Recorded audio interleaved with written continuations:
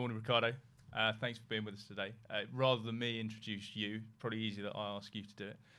Just give us a bit of background. Morning, Mark. So in terms of, I'm Ricardo. I work with a company called Foresight Group, which is a leading infrastructure and private equity manager.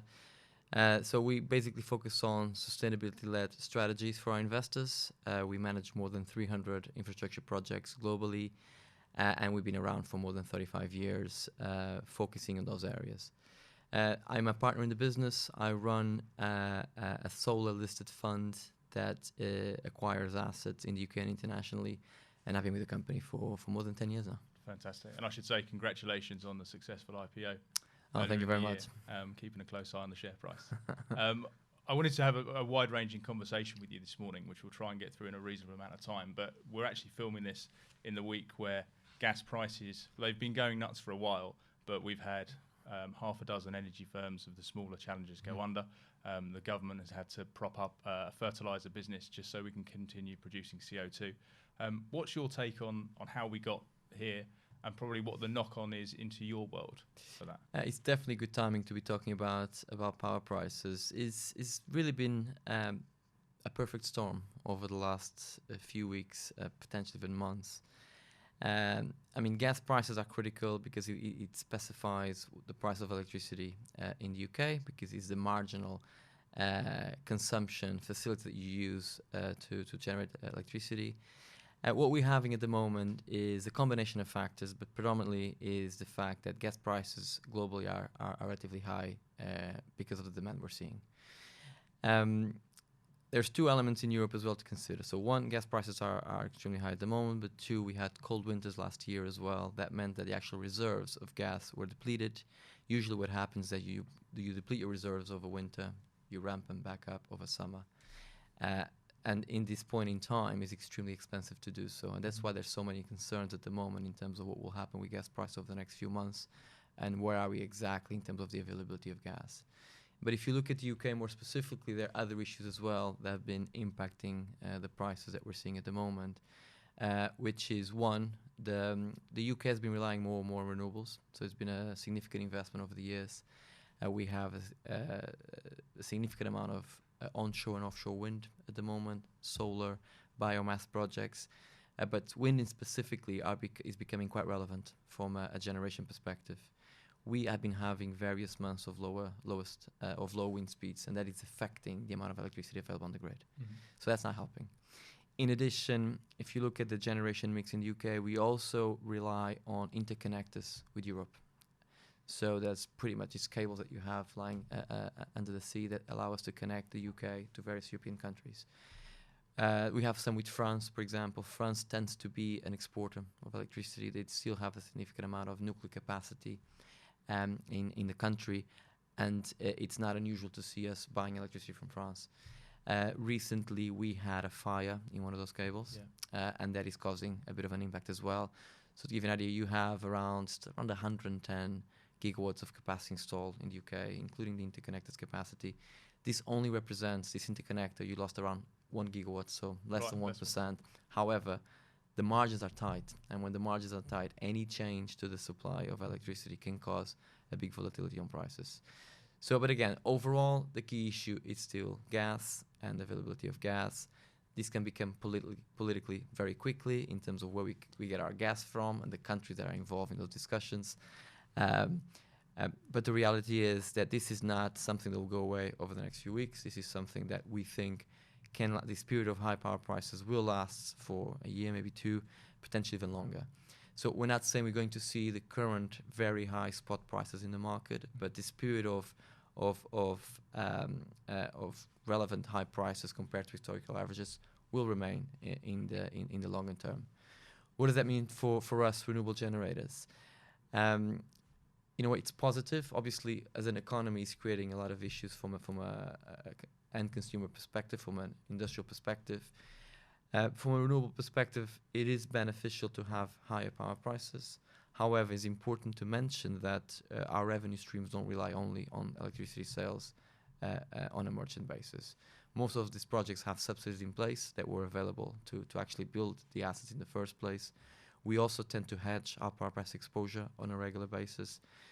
So, for example, if you use the fund that I manage as an example, of the expected annual revenues we have for this year, only around 25% actually linked to spot prices. Right. So that's the exposure we have at the moment. But obviously, it's an interesting period that we have at the moment. We haven't seen these sort of prices probably more than 10 years in the UK. It's creating a lot of challenges. So let's see how the market evolves.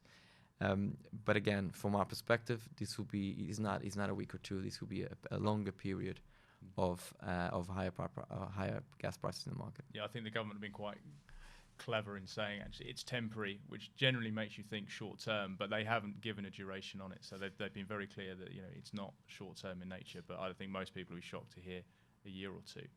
You mentioned low wind speeds being an issue on the renewable side.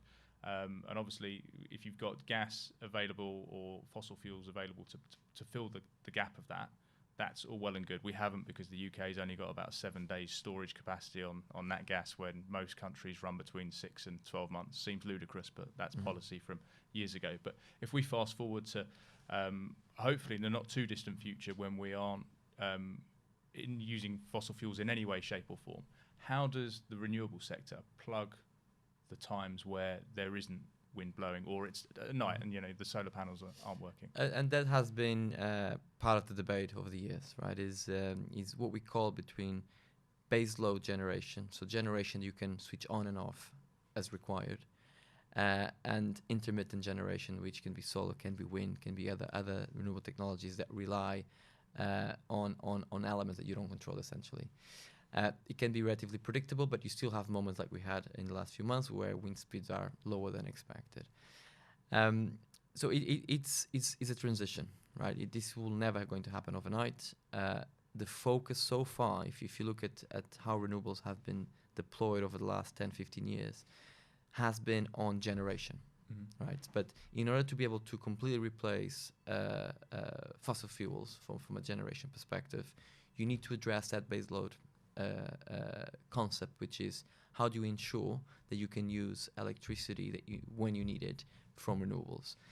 And that's why, for example, if you see how the market is evolving from a renewable perspective, a lot of the discussion is moving not only from the generation, which we now understand extremely well, and there's a significant amount of investment across the UK and various international markets, but also the enabling technologies that allow you to replicate that base load generation profile that you need to address moments like this, right? When you have low wind speeds, or when you have an issue with interconnectors with other countries. So when suddenly you lose part of your generation and you need to bring capacity to satisfy that.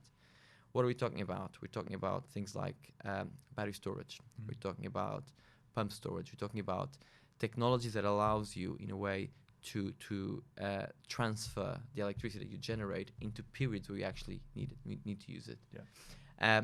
But that requires investment, that requires a significant deployment of new projects, and this doesn't happen overnight. So it's not a technological issue. We understand what we need to do. It's the money to do it, and the timelines and the sites and the planning and the red tape to... Absolutely. And there's still various technologies that will be probably developed as well.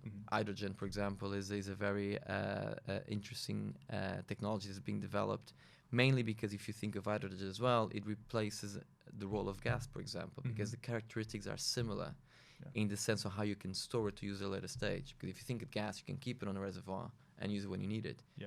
To do that with electricity generated from renewables is a lot more difficult. It's a big battery. And we don't have the technology to do that at the moment. I guess the hydrogen argument is going to be a long, drawn-out one as well. And I think the UK strategy to go towards blue hydrogen, or use that as a big makeup or mix of the makeup that we're going to get to, is actually seen as quite controversial.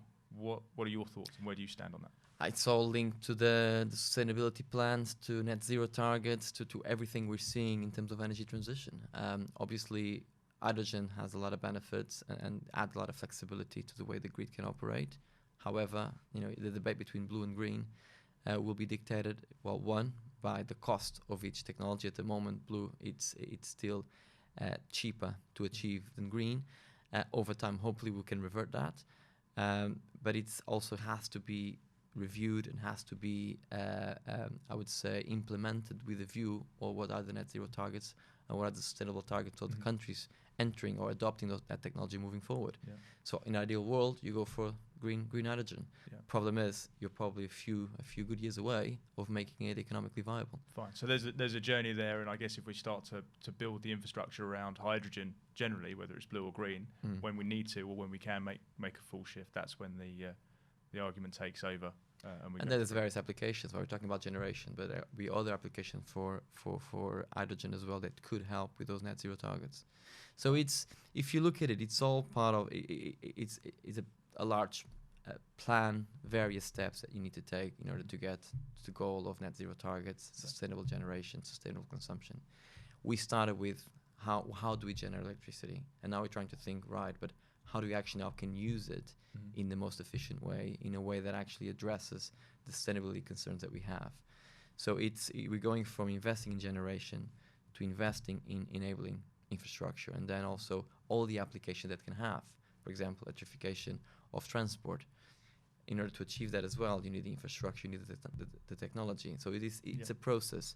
And above all this, there's the investment element. We cannot assume everything will be funded by governmental budgets, because that won't be achievable. You need the private sector as well to have the assurances, and as you said, limited red tape to be able to achieve this. Sure. And from the private sector perspective, which you all know very well, there is the appetite for this sort of investment, this long-term stable trend towards renewables.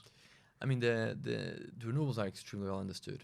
There is a significant number of funds managing this sort of investments. If you look at the amount of capital deployed in renewables over the last 10, 15 years, has been an exponential growth. We are seeing investors also setting up their own teams to deploy directly capital into the sectors. We're seeing the oil and gas majors adjusting their strategies to become more renewable focused or more sustainability focused. Yeah. So it's not only the traditional investment companies, let's say, they are supporting that movement, pension funds, etc. You're also seeing other companies involved in the energy space that have been focusing on other areas, more fossil focused areas, starting to make that transition into renewables as well. So the capital, I don't think the capital will be the issue. But also is a combination of factors, and you need government to define as well the right regulatory background in order for this sort of investment companies to be able to confidently deploy capital into those markets. And how is that? I mean, that seems like if you've got the technology, you understand the generation, you understand the roadmap, you've got the capital to do it, you'd need the government now to sort of almost not take the lead, but definitely listen to industry and listen to you guys. How does that conversation go? No, I think especially in the UK, I think the UK is ambitious in the terms of the targets they have for net zero. If you see what has been announced recently, obviously COP26 probably helping in terms of making sure we use this opportunity to put the UK in the forefront of the energy transition process and the sustainability-led policies. But if you look what has been done historically in terms of support for renewables and support for the enabling infrastructure investments that will support energy transition, I think we're making good progress. Maybe some governments are more focused than others on this transition period. But overall, there has been support. We had various subsidy mechanisms, for example, to support renewables over the years. We currently have it's what we call a contract for difference auction mechanism to support deployment of renewables. There's a very strong commitment to offshore wind. UK probably now has the biggest offshore wind installed capacity globally. So there are various things we can look and say, well, actually, we're doing the right things. Last year, for example, I think almost 50% of our electricity generation came from renewable sources. That's a great achievement. Yes, we had COVID and consumption was probably lower than we expected. However, it's still something to be proud of. But it's a matter of having legislation following up at the same pace, ideally, how technology is evolving and the capital they were trying to unlock to support the energy transition process. It sounds like when Boris and co stand up at COP26, then actually we're a reasonable role model? I think we are. I think there's obviously always things you can improve. I think from my perspective, the biggest achievement they can have out of COP26 as well is, can they unlock the funding that we need to continue this sustainability-driven strategy that we now have? Because we're doing a lot in the UK, but you need other developed countries and other countries under development as well to implement those targets, right? So this is a global effort. It's not just a bunch of countries in Europe trying to lead the way. Right. I think the number that has been thrown around usually is that we need 100 billion of finance every year, just to continue to support as well this development in countries a bit more behind in terms of development. That's a global number, 100 billion. Okay. Which in the scheme of things, with the debt piles that everyone seems to be racking up at the moment, doesn't seem an impossible number to get to. But you still need most countries to be behind it, and that's that diplomacy point that let's see if Boris and the team can address in COP26, which is making sure the countries are aligned in their commitment to continue to fund the rollout of the sustainability plans and net zero targets that we're trying to achieve globally. So it's becoming a global game, right? Obviously, we need to look at what we're doing internally, but we also need to cooperate internationally to make this work. Yeah, and the net zero the targets that we're all working towards, and these are the buzzwords that are bandied around. Do we understand what net zero is? And if we do, or you do specifically, what's the sort of the 100-word definition on it? I mean, it's. I'm sure it varies depending on how certain countries looked at it. Basically, it's all about emissions. CO2 emissions is how to achieve a point where we're being neutral in terms of the way we use electricity, we manufacture everything we do that actually generates CO2. We can do it in a way that there is neutral in terms of some things will consume or generate CO2, but we'll have other ways of mitigating that by, for example, capturing carbon and by doing renewable generation assets that actually help to limit the impact that we have. So, but this is not just about electricity. This goes way beyond that. It goes around transport. It goes around everything we do, everything we consume will have a carbon footprint. So it's all about having, as a nation, a neutral carbon footprint when you measure what is generating carbon and what we're doing to avoid releasing carbon in the atmosphere. Okay. I just feel like, I mean, that makes perfect sense, but that feels like it's rife for carve-outs because, if we look at shipping container ships that are registered with a flag carrier that is a completely different and invariably very small country, well, that country is probably, if they're responsible for the emissions of that fleet of ships, how are they ever going to get to where they need to be? And should we admonish ourselves of responsibility for that, for not only the shipping but the products that are on them? That we don't make anything, particularly in the UK. We buy it from all over the place. How do we reconcile that? And that's a very good point, because it's relatively easy to measure our carbon footprint based on the activities that we have in UK manufacturing, UK generation of electricity. The problem, as you pointed out, it's quite a wide economy at the moment. Most of the items that one acquires or consumes are not manufactured in the UK. So as you said, you might have shipping to consider. You might have manufacturing processes in countries that perhaps will have regulatory frameworks not as let's say demanding from a sustainability perspective, from a CO2 generation perspective. So the challenge that we have at the moment is not, I would say, the first step has been done, is recognizing the climate change risk, recognizing that we need to implement net zero targets. You can define those targets, but the problem is how you define them in terms of how you measure it. How do you actually measure them? More importantly, how do you audit them?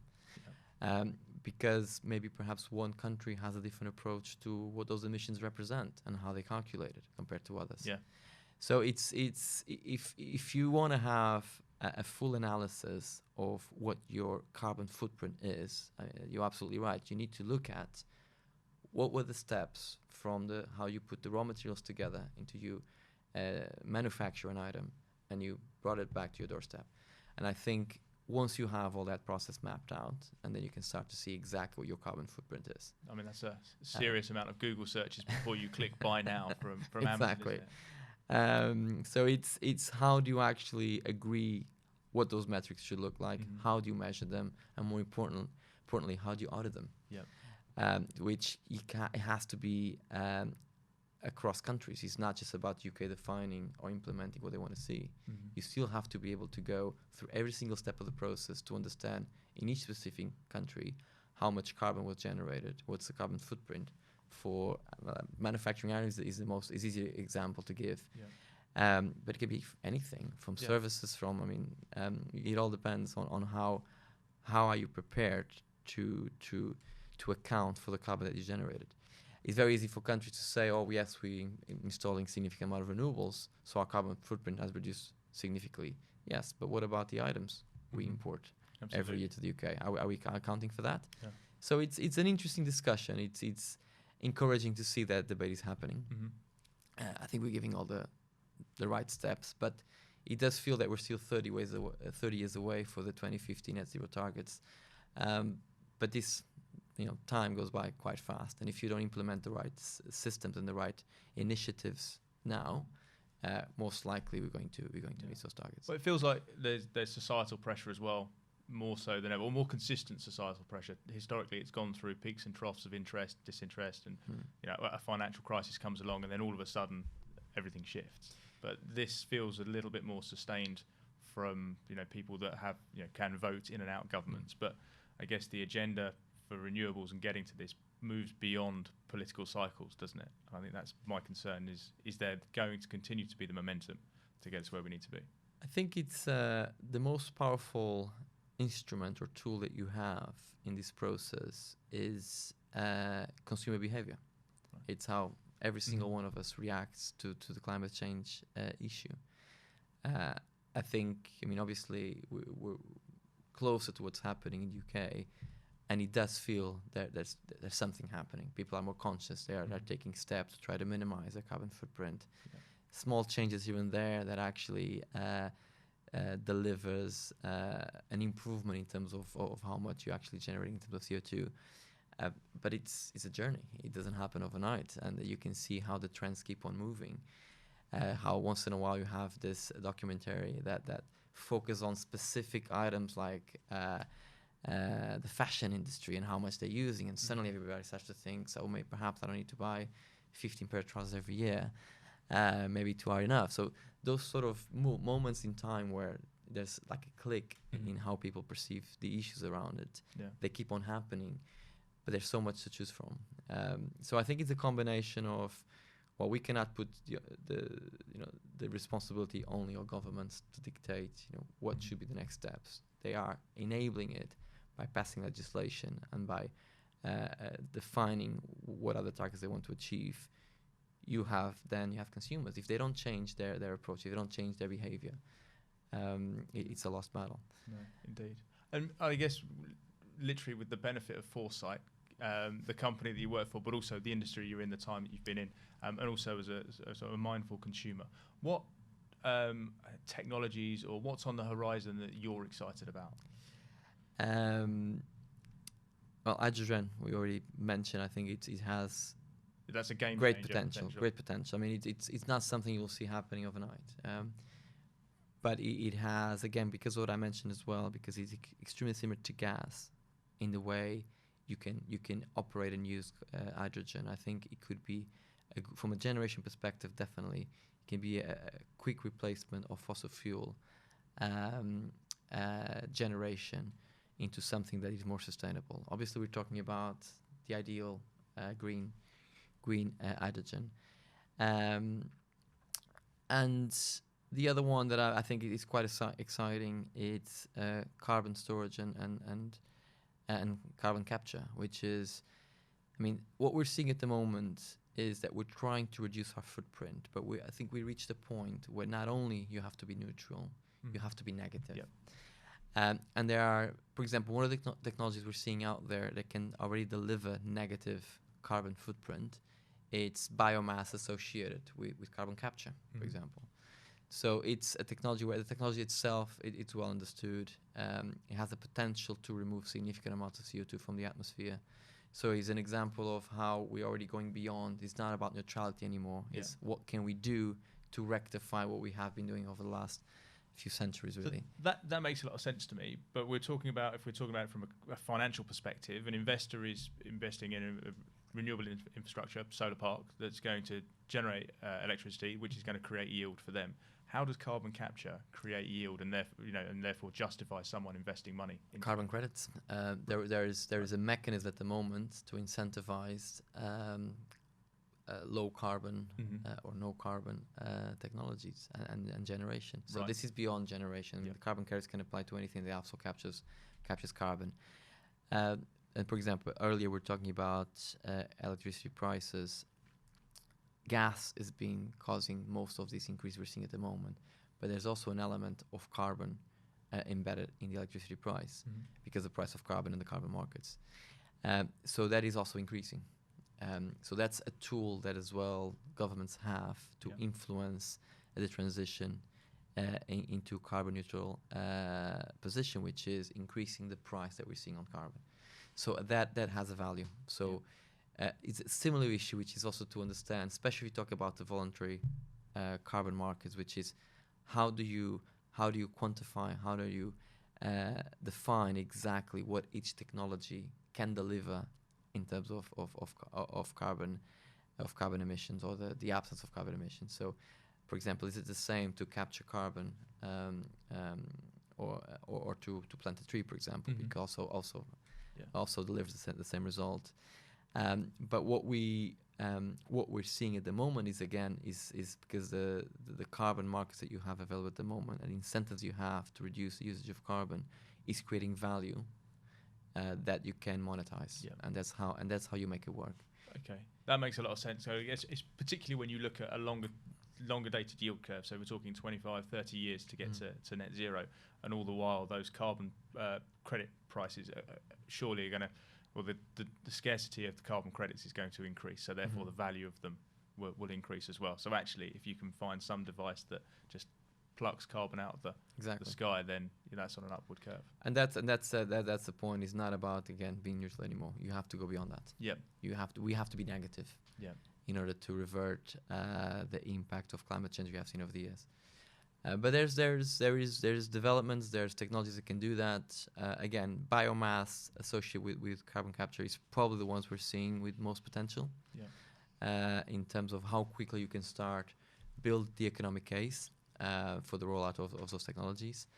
And from my personal perspective, I think it's definitely one of the technologies you'll see implemented in the upcoming years. So, and I guess probably to wind this up, because I'm quite conscious that you've got investor roadshows and the like, and the joys of being a listed business to attend to for the rest of the day. But on a scale of 1 to wildly optimistic, where do you sit on us reaching the 2040, 2050? I'm optimistic. I think the momentum is there.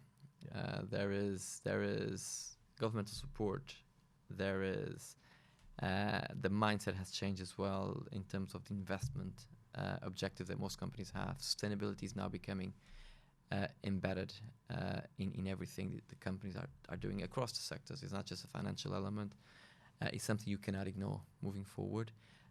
And consumer habits are changing as well. So, I mean, all this together, I think will continue to allow for this transition to happen.